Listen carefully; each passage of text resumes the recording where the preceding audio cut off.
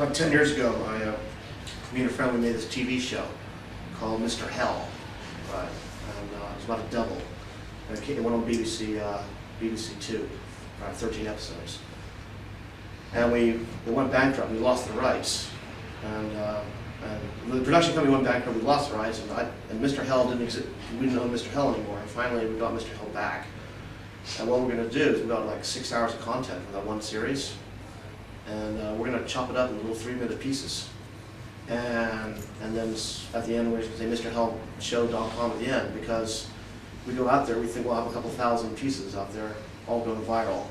Right. Eventually, we're going to say, hey, anybody want Mr. Hell's kind of advertising critter? Pay us $1 million. And that's going to happen. You're going to sell Mr. Hell's soul. I'm sorry. Yeah. I couldn't resist. I couldn't resist. Yes. Yeah, but Bob Monkhouse was the voiceover. How cool is that? My alter ego, played by Bob Monkhouse. But the thing is, it's so what our business model is, me and Dave, the producer, is we're going to hopefully create all these little pieces for free. It's going to cost us nothing to chop these up into little pieces. And then we're going to kind of leverage it as an advertising brand, hopefully. Or just whatever. If it goes viral and goes cult on the internet, it doesn't matter what happens. Somebody's going to offer us money eventually. But it's very, again, I always say blogging is a great way to make things happen indirectly. It's a very indirect way to make money, although very effective, and that's, I think, what screws people's heads. Because, I used to work at Madison Avenue, which is very, you do this, you do that, then you get paid.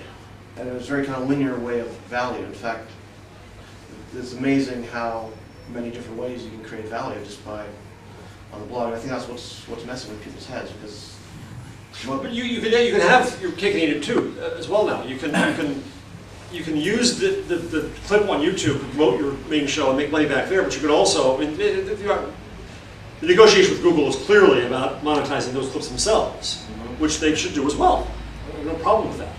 I blogged this the other day, just in follow-up to that column.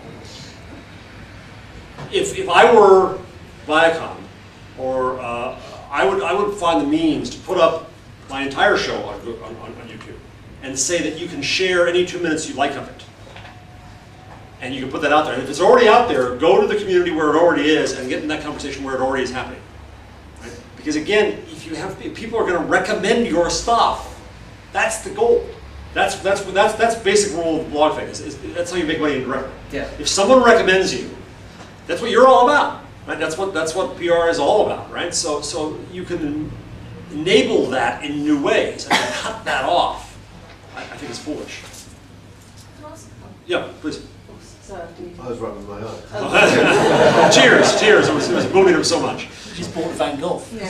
So Borat did, I'm not sure which film studio was behind Borat, but they did some really interesting things with YouTube by releasing pre-release and outtakes and things onto YouTube and help build up the hype. So how is it that you can get such disparities between the Viacom, where they take everything off, and every time I go and look for a clip, it's been pulled, and then you've got the studios, which actually, some of them seem to get it and actually understand how YouTube fits in the sort of building of buzz and anticipation for something? It is about getting it. There's radically different views. CBS, the former other half of Viacom, now split off, is putting its stuff up, and Leslie Moonves said last week that they think it's having a big impact on their shows.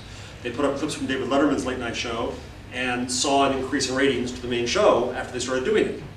Now, can you prove the correlation? Or if the correlation, can you prove the proof? No. But it seems to have an impact. So they're planning to put up as much as they can figure out how to do, versus other networks are pulling everything down. I think it's just because it's so new. It's so extremely new that nobody knows what to do about it. So to me, when you have something new, you experiment with it. You try it. If you wait until everybody figures out everything about it, then you're going to be too late, right? So that's what you've got to do, is get out there and make stuff. Yeah.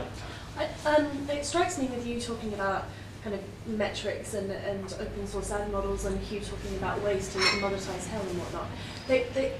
You guys are both thinking about this as a new media entity, as a commercial entity in a way to generate revenue in whatever form. 2 years ago or 18 months ago, if we were kind of rocking into the blogosphere with our marketing money in whatever way, shape or form, even if we were doing it quite tactfully, we were getting a bit of pushback in terms of this is not a commercial space, it's kind of a pure free-for-all. Do you think there's a shift in mindset? No, I think it's just an emphasis. There was at the first and second Blogger Con, we like to name these things odd things, in Cambridge, Mass. I gave a session on blogs making money, and I thought they might come after me with pitchforks and arrows. The room was jammed with sweaty bloggers dying to make money. Not a pleasant vision. It goes back to this: how big is the blogosphere? You can't generalize about the whole blogosphere. Right? Pew does amazing surveys of the blogosphere, and you guys have started doing it as well. Pew's last, about 6 months ago, said that only 30% of bloggers think they're doing anything related to journalism. The rest are just talking, people talking. So some want to do this, some don't. It's up to them. If you let them choose, you're kind of safe. Now again, I would say that the way to do it is not peddling influence, it's ads. But the ones who take ads are there. They're obvious. They have the ad call there, and I think that's the first entry into it. So I think it's always been there, but I think that what happens too is that enough people are starting to make a living doing this. It's very, very few. It's a tiny number. But enough are. 100 maybe or something? Yeah, maybe. But that means a million can dream, right? And can hope. And I think that there's a chance for it. So I think you're fine now. As long as you do it in an open way, the same way you would with publication, I think it's fine. Yeah. Can you talk a little bit about China? You mentioned it briefly earlier.